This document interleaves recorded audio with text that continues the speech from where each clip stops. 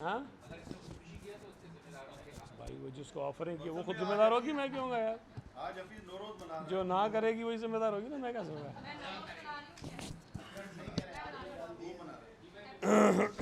چلو بسم اللہ الرحمن الرحیم.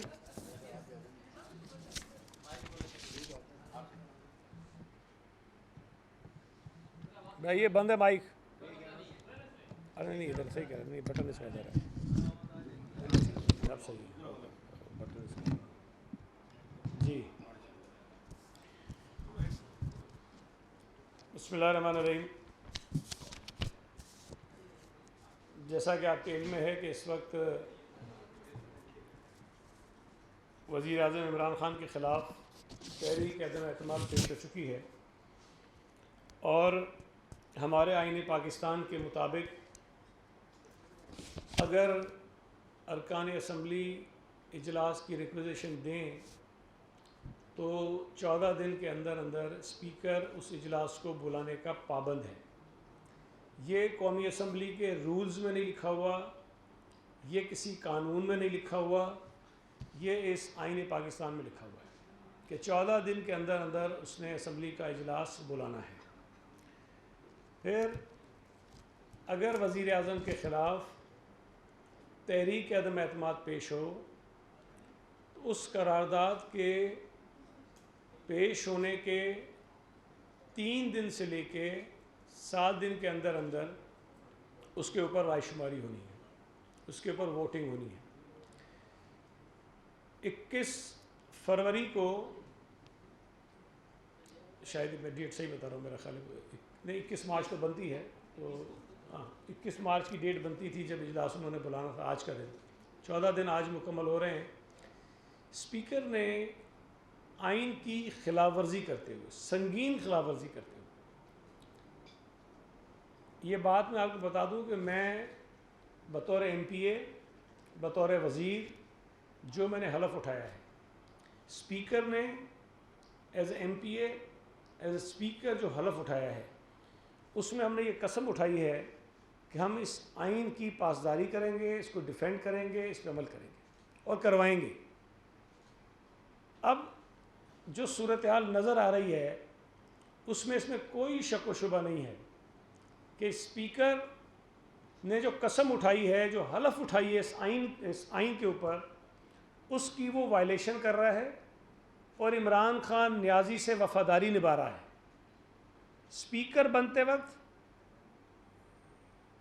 اسد کیسر نے عمران خان سے وفاداری کی قسم نہیں اٹھائی تھی، حلف نہیں اٹھایا تھا، لیکن اس نے آئین کی پاسداری کا حلف ضرور اٹھایا تھا.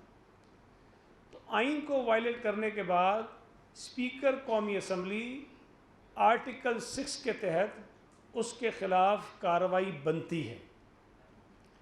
ہو سکتا ہے کہ فوری طور پر یہ نہ ہو، لیکن جب بھی ممکن ہو، جب یہ وزیر اعظم چلا جائے، جب یہ اسپیکر چلا جائے، جب ان نالائقوں کی حکومت چلی جائے، تو میں سمجھتا ہوں کہ اسپیکر قومی اسمبلی کے خلاف آئین کے آرٹیکل 6 کے تحت کارروائی ضرور ہونی چاہیے اور اس کو عبرت کا نشان بنانا چاہیے، تاکہ آئندہ آنے والے دنوں میں کسی شخص کو یہ جرأت نہ ہو کہ وہ آئین کی اس طرح دھجیاں اڑائے اور آئین کے آرٹیکلز کی اس طرح سنگین خلاف ورزی کرے. مجھے یہ بات کہنے میں بھی کوئی شبہ نہیں ہے، یقیناً آپ کو بھی یقین ہے کہ اس وقت عمران خان کے پاس قومی اسمبلی میں اکثریت نہیں ہے، اور اگر کسی وزیر اعظم کے پاس اسمبلی میں اکثریت نہ ہو تو وہ ایک لیجٹمیٹ پرائم منسٹر نہیں ہوتا. ہونا تو یہ چاہیے تھا کہ اسپیکر صاحب جتنا جلد ممکن ہوتا اس عدم اعتماد کی تحریک کو اسمبلی کے سامنے پیش کرتے اور جو اسمبلی کے ممبرز ہیں ان سے ان کی رائے لیتے، اور اگر ان کی اکثریت عمران خان کے ساتھ ہوتی تو یہ معاملہ ایسے ہی چلتا، اگر نہیں ہوتی تو کوئی نیا وزیر اعظم آ جاتا. لیکن اسپیکر قومی اسمبلی نے اور عمران خان نے اور ان کے چولوں کے ٹولے نے یہ راستہ اختیار کیا کہ کس طرح سے اس عدم اعتماد کی تحریک کو تاخیر کا جو ہے وہ شکار کریں.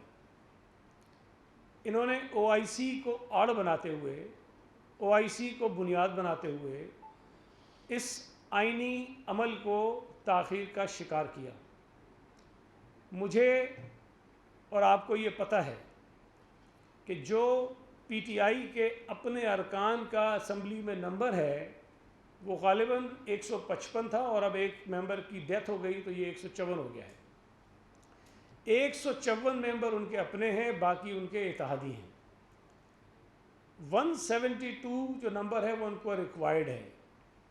اگر ان کے اتحادی آج کی تاریخ میں جب میں آپ سے بات کر رہا ہوں، انہوں نے فی الحال حکومت سے علیحدہ ہونے کا اعلان نہیں کیا، لیکن اگر کوئی 14-15 پی ٹی آئی کے اپنے ارکان اپنی اس حکومت پر عدم اعتماد کا اظہار کر چکے تو اتحادیوں کا نمبر ملانے کے بعد بھی عمران خان کے پاس 172 کا نمبر نہیں بنتا۔ اور یہ بات روز روشن کی طرح آیا ہے، دیوار پہ لکھی ہوئی ہے کہ عمران خان کے پاس اس وقت اسمبلی کا اعتماد نہیں ہے۔ اب کر کیا رہے ہیں کہ اینٹی کرپشن کے ذریعے، ایف آئی اے کے ذریعے، انٹیلیجنس بیورو کے ذریعے پی ٹی آئی کی اس نالائق حکومت نے ان تینوں اداروں کو یہ ٹاسک دیا کہ اپوزیشن کے ایم این ایز اور جو پی ٹی آئی کے ایم این ایز ان سے ناراض ہیں ان کے خلاف جھوٹے مقدمات بنائے جائیں، ان کے خلاف کارروائیاں کی جائیں اور ان کو غائب کر دیا جائے تاکہ عدم اعتماد والے دن وہ اسمبلی کے اندر پیش نہ ہو سکیں۔ اس کا پہلا جو آپ نے واقعہ دیکھا وہ پارلیمنٹ لاجز کے اوپر اسلام آباد پولیس کا حملہ تھا۔ اس حملے میں 2 ایم این ایز جو جے یو آئی ایف کے تھے ان کو گرفتار کیا گیا۔ وہاں کئی ایم این ایز کے اوپر تشدد کیا گیا، سینیٹرز کے اوپر تشدد کیا گیا، پارلیمنٹ لاجز کے دروازے توڑے گئے، وہاں فرنیچر میں توڑ پھوڑ کی گئی اور وہاں جے یو ایف کے جو کارکن تھے ان کو گرفتار کر لیا گیا۔ اب یہ بات ذہن میں رکھیں کہ جو لوگ گرفتار ہوئے ان کے اوپر کوئی بھی ایلیگیشن وہ لگاتے ہوں لیکن ان کے پاس کوئی اسلحہ نہیں تھا، انہوں نے کسی کے اوپر حملہ نہیں کیا تھا، انہوں نے کوئی غیر قانونی ایکٹ نہیں کیا تھا جب ان کو گرفتار کیا گیا۔ اور وہ جو گٹر وزیر ہے جو بدقسمتی سے اس ملک کا وزیر داخلہ بنا ہوا ہے، وہ بیٹھ کے کہہ رہا تھا کہ ہم ان کے خلاف دہشت گردی کے مقدمات دائر کریں گے، دہشت گردی کے مقدمات، صرف اس لیے کہ وہ لوگ پارلیمنٹ لاجز میں ٹھہرے ہوئے تھے۔ اپوزیشن کا دباؤ پڑا، ان کو چھوڑنا پڑا۔ اس صورتحال کو دیکھتے ہوئے کئی پارلیمنٹیرین جو پیپلز پارٹی کے تھے، پی ایم ایل این کے تھے اور پی ٹی آئی کے تھے، انہوں نے سندھ ہاؤس میں رہائش اختیار کر لی تاکہ ان کے جو بدماشی ہے، جو غنڈہ گردی ہے، اس سے وہ اپنے آپ کو بچا سکیں اور اپنی فیملیز کو بچا سکیں۔ لیکن سندھ ہاؤس میں رہنے کے نام پر ان کے اوپر الزامات لگائے گئے کہ سندھ حکومت نے جو ہے وہ پتہ نہیں بوریاں وہاں اکٹھی کی ہوئی ہیں اور کروڑوں روپے ان ممبرز کو دے رہے ہیں اور ان کو ہم نے قید کیا ہوا ہے۔ جب یہ چیزیں سامنے آئیں ان ایم این ایز نے خود میڈیا کے لوگوں کو بلایا، آپ کے تمام چینلز کے اینکرز کو بلایا، ان کو انٹرویوز دیے، ان سے بات کی اور قرآن پر حلف دیے کہ انہوں نے کسی سے نہ کوئی 1 روپیہ لیا ہے، نہ کسی نے ان کو آفر کی ہے اور نہ ہی ان کو کسی نے قید کیا ہے۔ لیکن اس کے بعد سندھ ہاؤس پر جو حملہ ہوا، اس حملے نے ان تمام ایم این ایز کے وہ خدشات درست ثابت کر دیے کہ یہ حکومت ان کے پیچھے پڑی ہوئی ہے، کسی بھی صورت میں ان کو قابو کرنا چاہتی ہے، ان کے خلاف کیسز بنانا چاہتی ہے، ان کے اوپر حملے کروانا چاہتی ہے۔ اور آپ دیکھ رہے ہیں پچھلے 3-4 دنوں سے پورے پاکستان میں ان ایم این ایز کے گھروں پر حملے ہو رہے ہیں، ان ایم این ایز کے بچوں کو دھمکیاں دی جا رہی ہیں، ان ایم این ایز کو یہ کہا جا رہا ہے کہ اگر تم گلیوں میں نکلو گے تو لوگ تم پہ حملے کریں گے۔ اور کل کراچی میں بھی ایک ایم این اے کے گھر پر پی ٹی آئی کے گنڈوں نے 2 ایم پی ایز کی سربراہی میں حملہ کیا ہے۔ اب اگر وزیر اعظم خود تقریروں میں یہ کہے، پہلے تو ترلے کرے ان کو، منتیں کرے ان کو کہ تم واپس آ جاؤ، تمہیں کچھ نہیں کہا جائے گا، میں باپ کی طرح تمہیں معاف کر دوں گا، اور اس کے بعد کہتا ہے کہ تم شادیوں میں نہیں جا سکو گے، اس کا مطلب یہ لوگوں کو کہہ رہا ہے اگر یہ نظر آئیں تو ان پہ حملے کرو، کہہ رہا ہے تمہارے بچے اسکول نہیں جا سکیں گے، اس کا مطلب یہ ہے کہ ان کے بچوں پر اسکولوں میں حملے کرو، اور یہ کہہ رہا ہے کہ ان کے بچوں کے بچیوں کے رشتے نہیں ہوں گے۔ مطلب اس طرح کی باتیں کرنے پر میں وزیر اعظم کو پاگل نہ کہوں تو اور کیا کہوں؟ میں وزیر اعظم کو جنونی نہ کہوں تو میں کیا کہوں؟ میں وزیر اعظم کو اس ملک میں انارکی اور بدامنی پھیلانے والا آدمی نہ کہوں تو اور کیا کہوں؟ میں بار بار کہہ رہا ہوں کہ یہ آدمی گھبراہٹ سے، بوکھلاہٹ سے، سٹپٹاہٹ سے نکل کے پاگل پن کی انتہا پہ پہنچا ہوا ہے۔ یہ آدمی مارچ 2021 میں جب سینٹ میں اس کو شکست ہوئی اور یوسف رضا گیلانی جیت گیا تو اس نے اسمبلی سے اعتماد کا ووٹ لینے کا فیصلہ کیا۔ صدر نے کہا اس کو کہ اعتماد کا ووٹ لو۔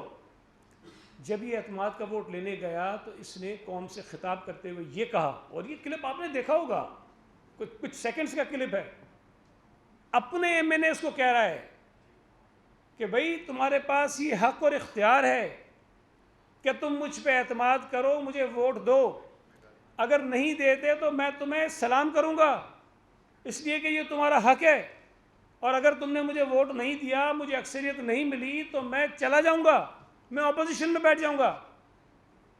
یہ 1 سال پرانی بات ہے، 1 سال پرانی بات ہے، اور آج وہی عمران نیازی اس حد تک گر چکا ہے کہ ان ایم این ایز کے گھروں پہ حملے کروا رہا ہے، ان ایم این ایز کے بچوں کو دھمکیاں دے رہا ہے، ان ایم این ایز کی بیٹیوں کو دھمکی دے رہا ہے، لوگوں کو اکسا رہا ہے کہ جا کر ان کے گھروں پر، ان کے بچوں پر، ان کی فیملیز پر حملے کرو۔ میں یہ سمجھ رہا ہوں کہ عمران خان نے اس ملک کی سیاست میں جو غلاظت پیدا کر دی تھی، یہ اس کو مزید پروان چڑھا رہا ہے۔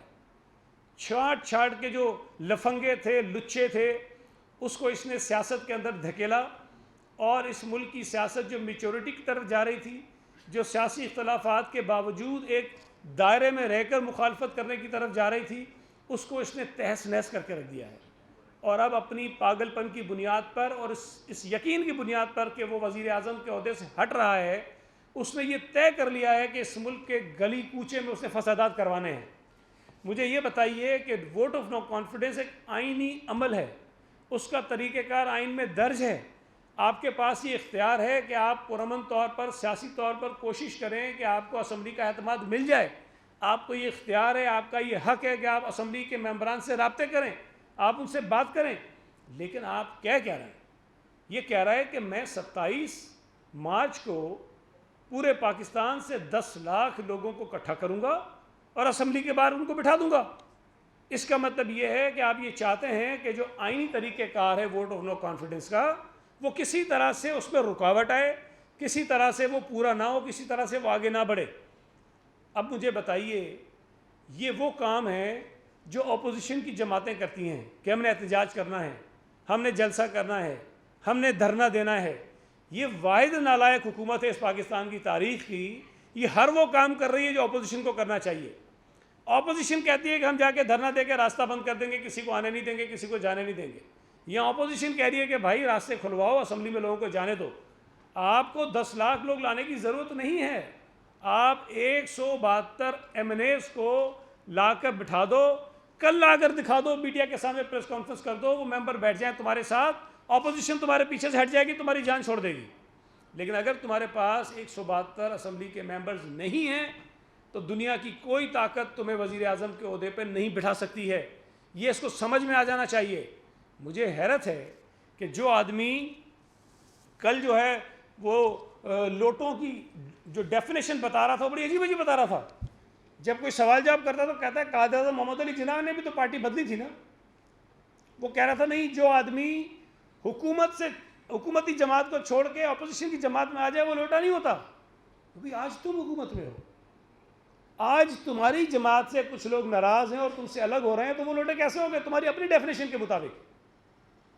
عمران خان کو یہ سمجھنا چاہیے کہ یہ جتنے ممبرز ہیں جو اس وقت اس کے خلاف ہیں، اور میں آپ کو بتا دوں یہ تعداد 14-15 نہیں ہے، یہ تعداد اس سے بہت زیادہ ہے، یہ تعداد اس سے بہت زیادہ ہے۔ اور آج بھی میں آپ کو کہہ رہا ہوں کہ جو لوگ عمران کے کیمپ میں بیٹھے ہیں، عمران کے لیے نعرے لگا رہے ہیں، عمران کے ساتھ کھڑے ہوئے، وہ عمران کے ساتھ نہیں ہیں، یہ اسمبلی میں لے کر آئے ان کو۔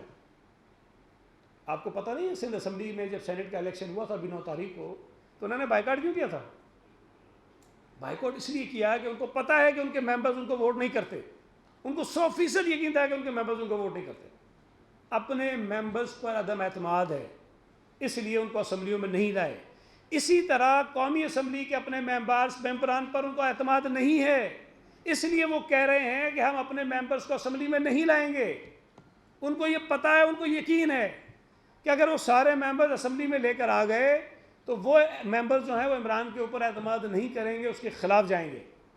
میں آپ کو یہ بتا رہا ہوں کہ آج بھی اگر کابینہ کو یہ کہہ دیا جائے کہ کابینہ یہی رہے گی تو یہ سب کے سب عمران کے خلاف ہوں گے۔ خاص طور پہ شیخ رشید اور فواد چودھری کو یہ کہہ دیا جائے کہ تم اگلی کابینہ کے تم حصے ہو تو یہ سب سے پہلے اس کے خلاف ہوں گے۔ اور شیخ رشید کو جو یہ بیماری چڑھی ہوئی وزارت بننے کی، اللہ معاف کرے، اس کو اگر مودی کہہ رہے تو میں اپنی کابینہ میں وزیر بنا رہا ہوں، یہ وہاں بھی چلا جائے گا۔ اس کو اسرائیل کا وزیر اعظم کہہ رہے تو میری کابینہ کا وزیر ہے، یہ وہاں بھی چلا جائے گا۔ یہ وزارت کے لیے کچھ بھی کر سکتا ہے۔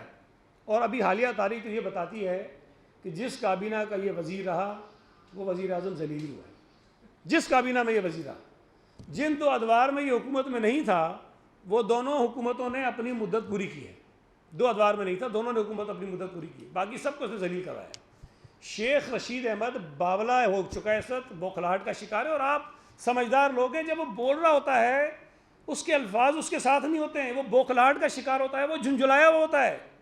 اسے یقین ہے کہ اس کی حکومت، اس کی وزارت جا رہی ہے، اس کا سیاسی کیریئر ختم ہو رہا ہے، اور وہ اس قسم کی باتیں کرتا ہے کہ میں ان الفاظ میں اس کا جواب ہی نہیں دے سکتا ہوں۔ کبھی وقت آئے گا انشاءاللہ تعالیٰ جب الیکشن میں جائے گا تو لوگ اسے خود پوچھیں گے، جب گلی محلوں میں یہ جائے گا کہ تم نے جو باتیں کہی تھیں اس کا جواب وہ لوگ اسے خود دیں گے۔ لیکن یہ طریقہ کار میں سمجھتا ہوں کہ نامناسب ہے اور سیاست کو غلاظت سے یہ بر رہے ہیں۔ کل کی تقریر میں عمران خان نے 2 باتیں بڑی انٹرسٹنگ کہیں۔ ایک تو میں آپ کو بتا چکا کہ وہ دعائیاں دے رہا تھا کہ منرف اراکین، تمہارے بچوں کے اللہ کرے رشتے نہ ہوں، اللہ کرے تمہارے گھر میں بجلی نہ آئے، اللہ کرے تمہارے آٹوں میں کیڑے پڑ جائیں، اللہ کرے تمہاری گاڑیوں میں پیٹرول ختم ہو جائے، اللہ کرے تم سارا دن لوڈ شیڈنگ کا سامنا کرو، اللہ کرے تم گھر سے نکلو تو دودھ تمہارے سر پہ تپتپاتی رہے، اللہ کرے کہ تمہیں عید کے کپڑے کوئی نہ سی کر دے۔ ماشاءاللہ اتنی دعائیں دے رہا تھا، آہیں بھر رہا تھا۔ لیکن اس کے ساتھ ساتھ ایک اور بات کہی جو ہم ہمیشہ کہتے ہیں کہ یہ نریندر مودی کا پولنگ ایجنٹ تھا، چیف پولنگ ایجنٹ تھا۔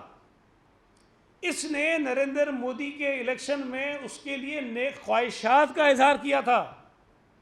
اس نے کہا تھا کہ اگر نریندر مودی جیتے گا تو کشمیر کاز کو بڑا فائدہ ہوگا۔ کل وہ کہہ رہا تھا کہ بھارت کی جو خارجہ پالیسی ہے میں اس کو سراہتا ہوں۔ وہ کہہ رہا تھا کہ بھارت کی جو خارجہ پالیسی ہے وہ اس کے عوام کے حق میں ہے۔ وہ کہہ رہا تھا کہ بھارت کی جو خارجہ پالیسی ہے میں اس کو سلام پیش کرتا ہوں۔ یہ بات تو ہم کئی عرصے سے کہہ رہے ہیں کہ تمہاری ناکام خارجہ پالیسی کی وجہ سے پاکستان پوری دنیا میں تنہا ہو گیا ہے، اور بھارتی خارجہ پالیسی کی وجہ سے ہر ملک بھارت کی خارجہ پالیسی کی سپورٹ کر رہا ہے۔ ہر ملک کشمیر کاز پر بھارت کے موقف کو زیادہ وزن دے رہا ہے اور پاکستان کے موقف کو مسترد کر رہا ہے۔ یہ بھارتی خارجہ پالیسی کی کامیابی نہیں ہے، یہ تمہاری خارجہ پالیسی کی ناکامی ہے کہ آج دنیا کا کوئی ملک تمہارے ساتھ نہیں کھڑا ہے۔ یہ OIC ہو رہی ہے، اچھا ایونٹ ہے، اللہ کرے کہ کامیاب ہو جائے، لیکن سوال یہ پیدا ہوتا ہے کہ کیا اس OIC کے اجلاس میں کشمیر کے حوالے سے کوئی قرارداد آئے گی؟ کیا یہ جو نالائق حکومت ہے جس نے پوری دنیا میں ملک کو تنہا کر دیا ہے، کیا یہ اس بات میں کامیاب ہوگی کہ بھارتی مظالم کی مذمت کروا سکے OIC سے، یا یہ کشمیر کے موقف پر ایک حمایت لے سکے OIC سے؟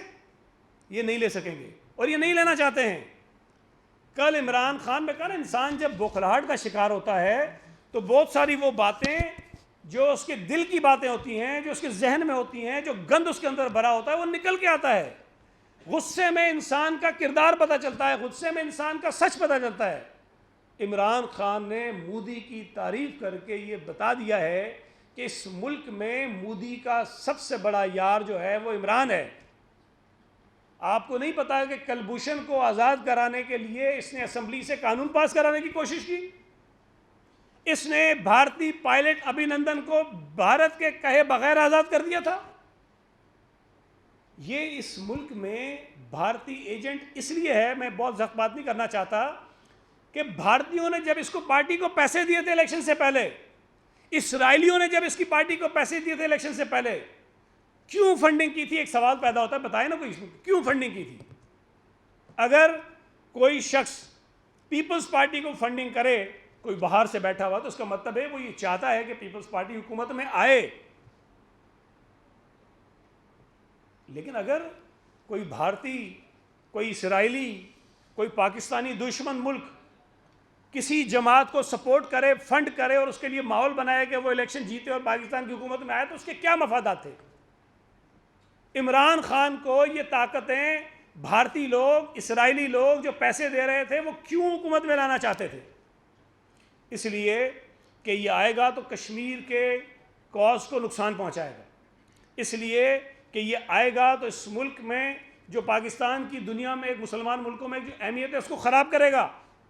آج پاکستان، مجھے بتائیے کہ کون سا وہ بڑا ملک ہے پاکستان دنیا میں جو پاکستان کے موقف کے ساتھ کھڑا ہے؟ چین آپ سے ناراض ہے، ایران آپ سے ناراض ہے، ترکی بھی شاید آپ سے بہت ساری چیزوں میں ٹھیک نہیں ہے، اور جو روایتی ہمارے دوست ممالک تھے جن کے ساتھ پاکستان کے بڑے گہرے مراسم تھے، وہ کسی نہ کسی وجہ سے اس نالائق وزیر اعظم کی پالیسیز کی وجہ سے وہ پاکستان سے نالاں ہیں۔ اور آج پاکستان میں وزیر اعظم انتظار کر رہا ہے کہ کوئی امریکہ کا صدر اس کو فون کر دے، کوئی کچھ کر دے، اور ڈرامے کرتا ہے تقریروں میں کھڑے ہو کے کہ میں نے کہہ دیا ایبسولوٹلی نوٹ۔ میں کس بات میں نوٹ کہہ دیا؟ وہ تو طرح سے بات نہیں کرتے ہیں۔ ایک نیا نیریٹو بنانے کی کوشش کر رہا ہے کہ یہ کوئی بڑا ترم خان ہے اور جو دنیا کی طاقتوں سے لڑ کے کھڑا ہو گیا ہے۔ ایک نمبر کا بزدل آدمی ہے، ایک نمبر کا، یہ اس کی حالت اتنی خراب ہے، جو خود کہتا تھا کہ میں جیل میں جاؤں گا تو خودکشی کر لوں گا۔ میں تو کہتا ہوں خودکشی تو نہیں کرے گا، جیل میں جائے گا، اس کو دوائی بند کر دیں اس کی بس، تو دیکھیں گے اس کا حشر کیا ہوتا ہے۔ تڑپتا رہے گا یوں، جس طرح پانی کے بغیر مچھلی تڑپتی ہے نا، یہ رات کو حوالات میں ایسے تڑپ رہا ہوگا۔ یار تمہیں پتہ ہے وہ کون سی دوائی لیتا ہے رات میں؟ وہ سنا ہے کوئی، وہ پاؤڈر ہوتا ہے سفید، اس سے کوئی سکون ملتا ہے کہ پتہ نہیں نیند اچھی آتی ہے، پتہ نہیں کیا ہوتا ہے۔ یہ عمران خان اس ملک کے لوگوں کے ساتھ جو زیادتیاں اس نے کی اس کو بھگت رہا ہے۔ اس ملک کی معیشت کا جنازہ نکال دیا، اس ملک کے اداروں کو تباہ کر دیا، اس ملک کی پارلیمنٹ کے جو تقدس ہے اس کو پامال کیا، اس ملک کی سیاست کو غلاظت سے بھر دیا، اس ملک میں قرضے جو پیپلز پارٹی اور نون لیگ کی حکومت نے 10 سالوں میں نہیں لیے تھے، اس نالائق نے 3.5 سال میں لے لیے۔ اس ملک کے اوپر جو کرنٹ ڈیفیسٹ آپ کا اکاؤنٹ ہے وہ اتنا بڑھ گیا ہے۔ اس ملک میں یہ کہتے ہیں ایکسپورٹ ہمارے جائے، وہ ایکسپورٹ پیپلز پارٹی کے دور میں جتنے ہوئے تھے تم آج بھی وہاں نہیں پہنچے ہو، جو ہم 2013 میں بجام بیٹھے ہوئے تھے، آج بھی تم وہاں نہیں پہنچے ہو بہت ساری کوششوں کے باوجود۔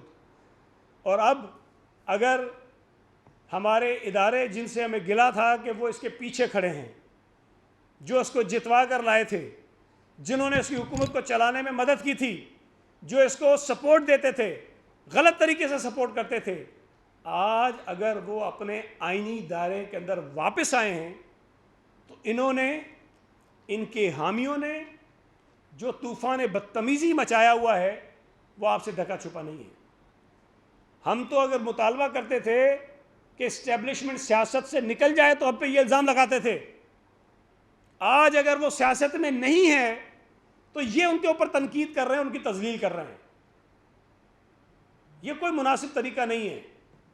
آپ کھڑے ہو گئے، کوئی کہتے ہیں ہم نیوٹن ہو، کہتے ہیں نیوٹن تو جانور ہوتا ہے۔ تم بھی تو یوکرین اور روس کے درمیان کیا تھے؟ جانور تھے۔ جو امپائر تم لے کر آئے تھے تم کیا کہتے تھے کہ میں بڑے اچھے اچھے امپائر لے آیا تھا انٹرنیشنل کرکٹ میں جو جانور تھے؟ مطلب خود ایک دن ایک بات کرتا ہے، دوسرے دن دوسری بات کرتا ہے۔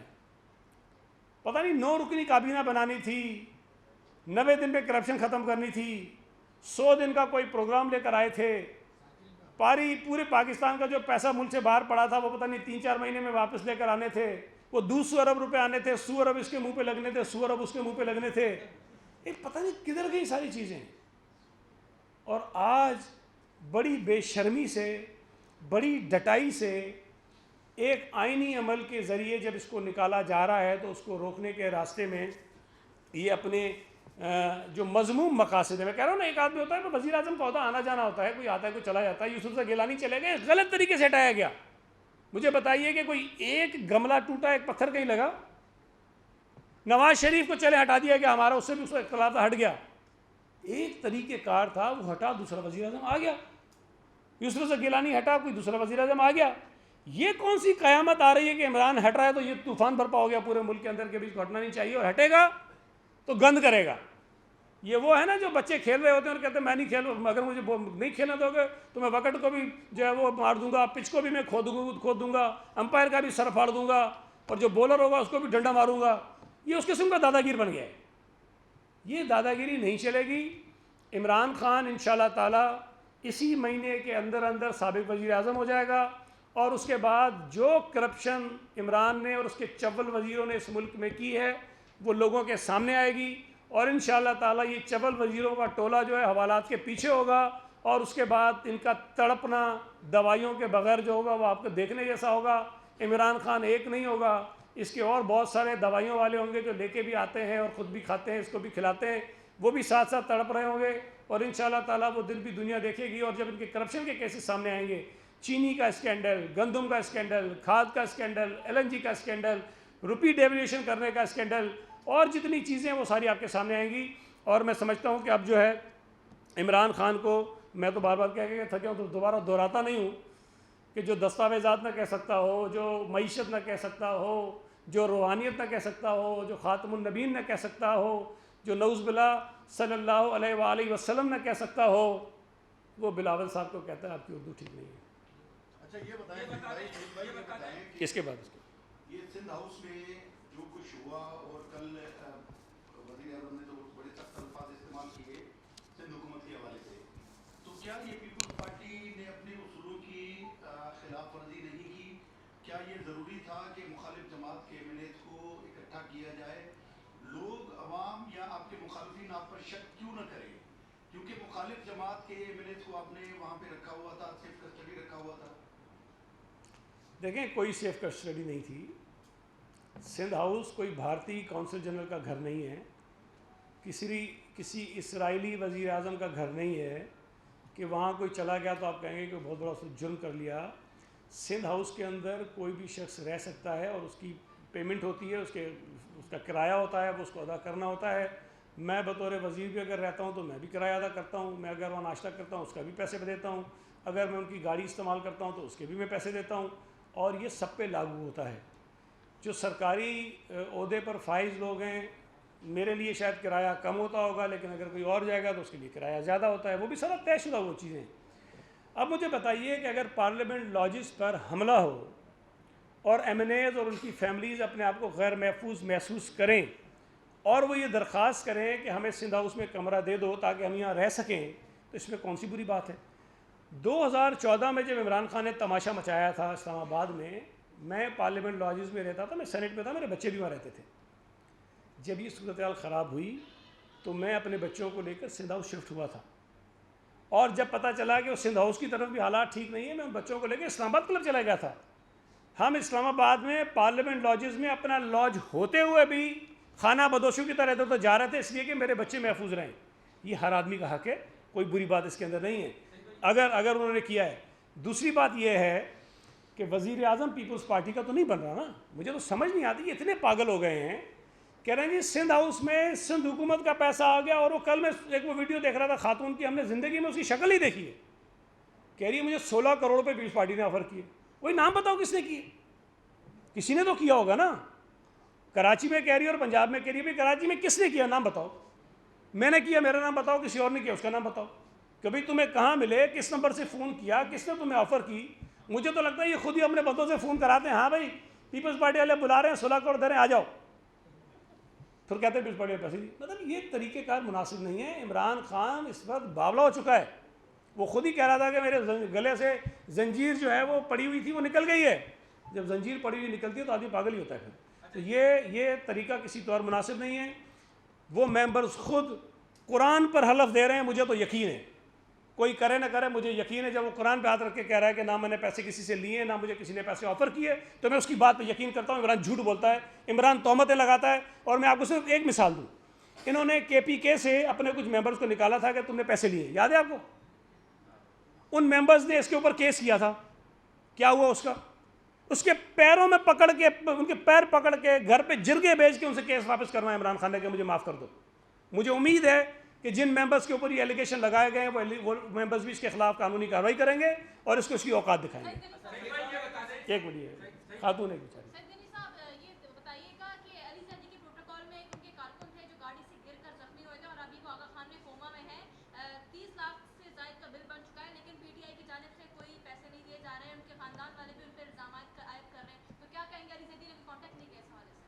دیکھیں میرے علم میں نہیں ہے، اللہ تعالیٰ اس کو صحت دے، اور میں چیک کروں گا، اگر ہم ان کی کوئی مدد کر سکتے ہیں تو ضرور کریں گے. یہ انسانیت کا مسئلہ ہے، ہم اس میں کوئی وہ پولیٹیکل مائلیج دینے کی کوشش نہیں کریں گے. اور میں سمجھتا ہوں کہ اگر کسی کے ساتھ یہ ہوا ہے تو خیر ان کی پارٹی کو، ان کے لوگوں کو خیال کرنا چاہیے، لیکن اگر نہیں کر رہے ہیں تو ہم کوشش کریں گے کہ ہم اس کی کوئی مدد کر لیں. ایک اچھا تم سوری اس سے بھی دیکھ رہے ہیں.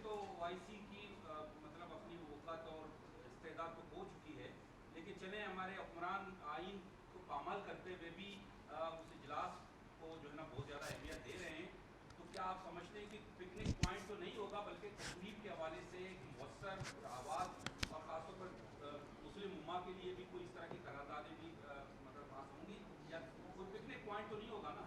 دیکھیں ابھی تو کانفرنس ہونی ہے اور اس سے امیدیں تو اچھی رکھنی چاہیے، چونکہ پاکستان میں ہو رہی ہے، اور پاکستان کا جو سب سے بڑا ایشو اس وقت دنیا میں ہے یا دنیا کے سامنے ہے وہ کشمیر کا ایشو ہے.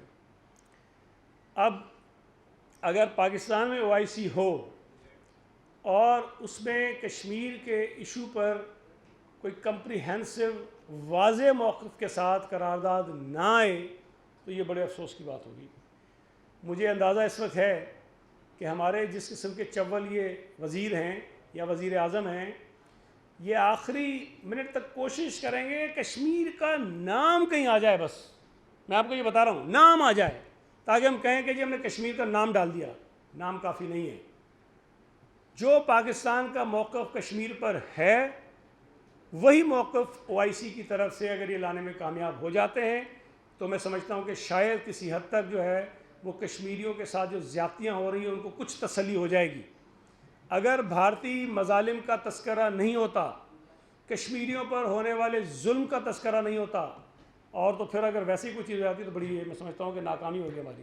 یہ بتا چاہیے رائے شماری وقت پر نہ کرانا آئین چکنی کیسے ہو سکتی ہے؟ آئین کے آگے 254 میں کوئی گنجائش 254 میں کیا لکھا ہے آپ کو پتہ ہے؟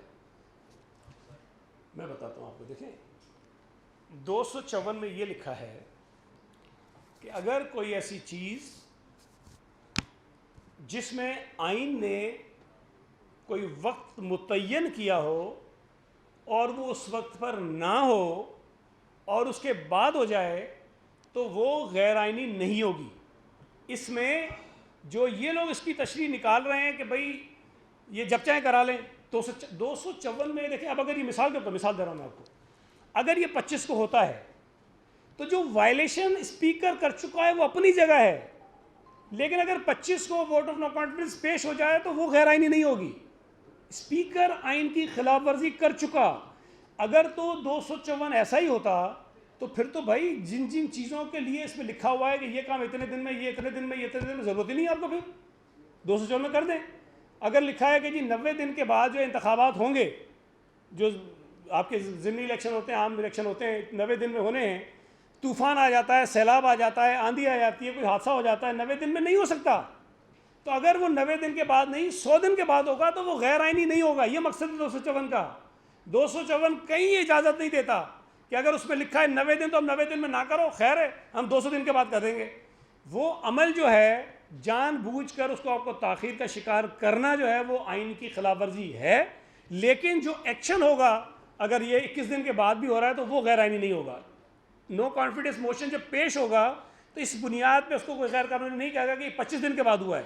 لیکن جو اس اجلاس اسپیکر نے نہیں بلایا وہ غیر آئینی عمل ہو چکا ہے. تو 254 اس لیے نہیں ہے کہ یہ تمام لوگ جو پابندیاں آئین کی اس کو تماشا بناتے رہیں. یہ اس لیے ہے کہ کوئی ایکٹ اگر ہوتا 21 دن کے بعد اگر ہوتا کہیں گے جی ریکویزیشن ختم ہو گئی ہے، اس کا تو کوئی آئین میں ذکر نہیں ہے. تو میں سمجھتا ہوں کہ بڑا کلیئر ہے. یہ 254 کا جو لوگ ریفرنس دے رہے ہیں وہ اس کو مس یوز کر رہے ہیں، مس کوٹ کر رہے ہیں.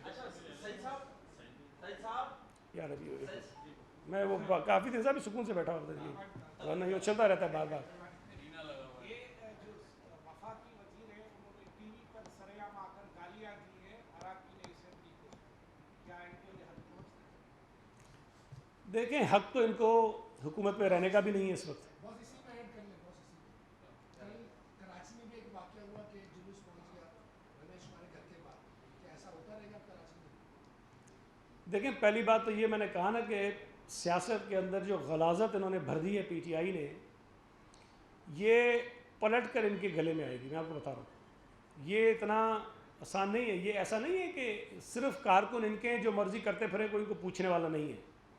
میں نے اس دن بھی کہا، لوگ مجھ سے ناراض بھی ہوئے جب میں کہتا ہوں کہ ان کو ان کی زبان میں سمجھانا جو ہے وہ ایک حل ہے، دوسرا کچھ نہیں ہے. یہ سمجھتے نہیں ہیں. انسانیت کی زبان، شرافت کی زبان، محبت کی زبان ان کی سمجھ میں نہیں آتی ہے. یہ جب تک ان کو اس کے انداز میں نہ سمجھائیں یہ سدھریں گے نہیں. اور میں آپ کو ان کو بتا رہا ہوں، اسلام آباد میں جو کچھ انہوں نے کیا، ہمارے کارکنوں میں شدید ان کے جو ہے وہ غصے میں تھے وہ. اور جو ایم این ایز تھے جنہوں نے لیڈ کیا تھا وہ دونوں کراچی کے ہیں، ان کے گھر کراچی میں ہیں. جو تماشا یہ لگا رہے ہیں یہ تماشا ہم بھی لگا سکتے ہیں اور ان سے زیادہ بھرپور طریقے سے لگا سکتے ہیں. لیکن اگر کل کسی ایم این اے کے گھر پہ یہ حملہ ہوا، اس کی فیملی کو دھمکیاں دی گئیں، تو پولیس نے اسے ایف آئی آر کاٹی ہے، 3 لوگوں کو اس پہ گرفتار کیا ہے اور مزید لوگوں کو بھی آئیڈینٹیفائی کر کے ان کو گرفتار کرایا جائے گا.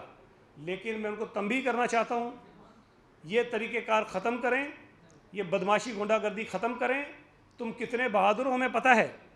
اگر یہ سلسلہ نہیں رکا تو پھر میرے لیے بھی اپنے کارکنوں کو روکنا جو ہے وہ مشکل ہو جائے گا. تم اگر کسی کے گھر پہ جاؤ گے تو کوئی تمہارے گھر پہ بھی آ سکتا ہے. اور میں آپ کو بتاؤں کہ ہمارے کارکن کسی ایم این اے کے گھر پہ گئے تھے، ہمیں پتہ چلا، ہم نے ان کو روکا، ہم نے ان کو واپس کروایا. لیکن اگر یہ غنڈہ گردی بدتمیزی جاری رہے گی تو شاید ہمارے لیے مشکل ہوگا. جو دوسری بات آپ نے کہی گالیاں دے رہے ہیں، مجھے تو حیرت ہوتی ہے کہ نیشنل چینل پر بیٹھ کر کوئی آدمی اس طرح کی باتیں کیسے کر سکتا ہے جو ان کی خواتین ایم این اے جو ہیں وہ کرتی ہیں، یا جو ان کے جو شہباز گالیاں ہیں وہ کرتے ہیں. اگر دیکھیں زبان جتنی ان کے منہ میں ہے نا اتنی ہمارے منہ میں بھی ہے. اور میں بار بار کہتا ہوں میری اردو شاید ان سے بہت اچھی ہے. ایسا نہیں ہے کہ مجھے گالیاں دینے نہیں آتی، میں بڑی نفاست سے گالیاں دے سکتا ہوں ان کو. لیکن بات یہ ہے کہ ہماری یہ تربیت نہیں ہے. میں تو آپ سے گزارش کرتا ہوں کہ ایسے واہیات لوگوں کو ٹی وی چینلز پہ لانا چھوڑیں، ان کو بلانا چھوڑیں. یہ طرز جو تخاطب ہے یہ مناسب نہیں ہے. یہ ہمارے معاشرے میں برا جانا جاتا ہے. آپ بھی اگر اپنی فیملی کے ساتھ بیٹھے ہوں گے، کوئی یہ گالیاں دے رہے ہو، یہ بدتمیزی کرتے ہیں، آپ کو شرم آتی ہوگی کہ میں یہ کیا کر رہا ہوں اور یہ کیا باتیں میں سن رہا ہوں. لیکن چونکہ یہ پاگل پن کا شکار ہیں، یہ ان کو اندازہ ہی نہیں تھا کہ اقتدار ان کے ساتھ ان کے پاس سے جا بھی سکتا ہے. ان کو اپنی جو آگے کے جو صورتحال ہے وہ نظر آ رہی ہے. جو میں آپ کو بتا رہا ہوں سب سے خوفناک بات کیا ہے، شاید وزارت عظمہ جانے کا بھی ڈر نہیں ہوگا، باقی چیزوں کا بھی ڈر نہیں ہوگا. ڈر ہی ہوگا کہ یار یہ جو دوائی ملتی تھی یہ کیسے ملے گی. تو اس لیے بڑی پریشانی ہے.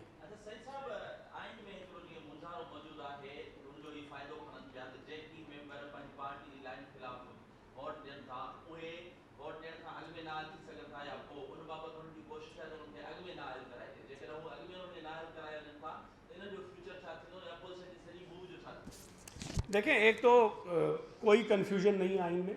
اس کا بیک گراؤنڈ کیا ہے؟ دیکھیں اس آرٹیکل کے آنے سے پہلے جو 63A ہے جس کے اندر یہ ڈیفیکشن کلوز ڈالا گیا، اس سے پہلے کیا تھا؟ اس سے پہلے یہ تھا کہ ایک پارٹی کے ٹکٹ پر لوگ منتخب ہوتے تھے اور دوسری پارٹی کو جا کر وہ ووٹ کر دیتے تھے. کوئی ان کا کچھ نہیں کرتا تھا، ان کی رکنیت بھی رہتی تھی، وہ چلتے رہتے تھے، وزیر بن جاتے تھے، سب کچھ ہو رہا ہوتا تھا. اس چیز کو روکنے کے لیے، اور مجھے یاد پڑتا ہے یہ پہلی مرتبہ انٹروڈیوس کرایا تھا نواز شریف نے. بے نظیر بھٹو صاحبہ اس وقت لیڈر آف دی اپوزیشن تھی اور ہمارے صرف 17 ممبر تھے قومی اسمبلی میں. ہم چاہتے تو اس کو مخالفت کرتے کہ نہیں، سوٹ تو ہمیں ہی کرتا تھا نا، ٹوٹنے تو لوگ ان کے ہی تھے، ہمارے تو ٹوٹے نہیں تھے. لیکن بے نظیر صاحبہ نے اس ڈیفیکشن والی بات کو سپورٹ کیا اور کہا کہ نہیں یہ پابندی ہونی چاہیے. اچھا جو پابندی لگی ہے تو پابندی ہے کیا؟ اس میں یہ ہے کہ کوئی ممبر اگر اپنی پارٹی کی جو لیڈرشپ ہے اس کی ہدایات کے خلاف اگر ووٹ دے گا बजट के मौके पर, आइनी तरमीम के मौके पर, वज़ीर आज़म के वोट ऑफ कॉन्फिडेंस या वोट ऑफ नो कॉन्फिडेंस के मौके पर, या चीफ मिनिस्टर के लिए वोट ऑफ कॉन्फिडेंस या नो कॉन्फिडेंस के मौके पर वजाहत कर दी गई कि ये वोट हैं जो उसको पार्टी हिदायत के मुताबिक देने हैं।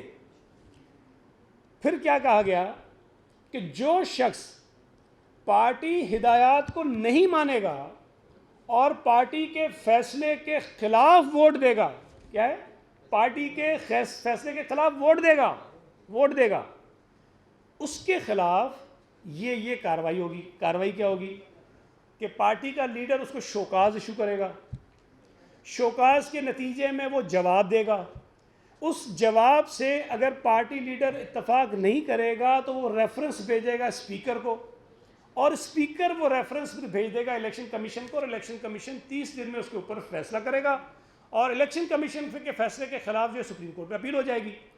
अब ये सारी बात, इसमें कहाँ कन्फ्यूजन है? इसमें बड़ा वाज़ेह है कि पार्टी के फैसले के खिलाफ वोट देगा तो कार्रवाई होगी ना। भाई मैं यहाँ बैठा हूँ, मेरे दिल के अंदर है कि मैंने ये कैमरा तोड़ना है, और आप पहले ही मुझे FIR करा दो कि सही नहीं थी, ये नीयत की थी कि कैमरा तोड़ेगा, लिया तो जेल भेज दो। भाई कैसे भेजोगे मुझे? नियत पर आर्टिकल ले आओ। अब ये कि कोई ऐसा कानून बना दें, मैं तो समझता हूँ कि कानून ऐसा होना चाहिए, आइन में कोई चीज़ ऐसी डलवा दें जो ये चाहते हैं, जो सुप्रीम कोर्ट से रेफर ले जा रहे हैं कि भाई इमरान खान जिसको कहेगा चोर वो चोर है, इमरान खान जिसको कहेगा नेक वो नेक है, इमरान खान जिसको कहेगा ये अच्छा है वो अच्छा है, इमरान खान जिसको कहेगा बुरा है वो बुरा है, इमरान खान जिसको कहेगा ये मेरी पार्टी में है वो ठीक है, इमरान खान जिसको कहेगा दूसरी पार्टी में ये बुरा है उसको बुरा है। लेकिन मुझे हैरत इस बात पे होती है यार, इसने जो बात कल कही, इसने कहा कि मुनर्रिफ अरकान के बच्चों को रिश्ते नहीं मिलेंगे। तो यार अगर इमरान खान को 3 रिश्ते मिल सकते हैं तो बात मुझे बताओ, कोई इमरान से बुरे माजी वाला आदमी हो सकता है? इसके करतूत, इसकी हरकतें, इसकी जो चीज़ें किसको नहीं पता? पता भी हैं, सबूत भी हैं। मतलब वो कह रहा है कि रिश्ता नहीं मिलेगा, तो तेरे वो 3 मिल गए भाई। तेरे बच्चे अगर स्कूलों में जा रहे हैं, उनको कोई नहीं कह रहा, तो बाकियों के बच्चों को कौन कुछ कहेगा? मुझे तो हैरत होती है, जब वो बच्ची बेचारी स्कूल में जाती होगी तो वो भी जा ही रही है ना, वो किस तकलीफ़ में होती होगी जिसको ये मानता नहीं है कि मेरी बेटी है। नहीं, माँ भी उसकी है, बाप भी उसका है, मानता नहीं है, अदालत ने तो कह दिया कि भाई तू उसका बाप है, अब नहीं मानता तो क्या कर सकते हैं। लेकिन बात यह है कि इमरान खान को ऐसी बातें नहीं करनी चाहिए जिसका अपना किरदार इतना दागदार हो, जिसकी अपनी नौजवानी की तारीख़ इतनी, मैं अल्फाज ही इस्तेमाल कर सकता है, इतनी ख़राब हो, वो शख्स दूसरों को ये रियासत मदीना के दर्स ना दें। और रियासत मदीना कहकर इमरान खान अपने आप को उसका हुक्मरान बताता है। रियासत मदीना के जो हुक्मरान थे नऊज़ बिल्लाह बदकिरदार नहीं थे, झूठे नहीं थे, इस तरह की हरकतें नहीं करते थे जो इमरान खान ने की हैं। वो तो पूरी दुनिया के लिए मिसाल बने हुए हैं, पूरी दुनिया उनको फॉलो करती है। और यहाँ एक बदनसीब आदमी, झूठा आदमी, मकार आदमी, धोखेबाज आदमी, वो बैठ के कहता है कि रियासत मदीना के मैं पूरा हूँ। बहुत शुक्रिया जी।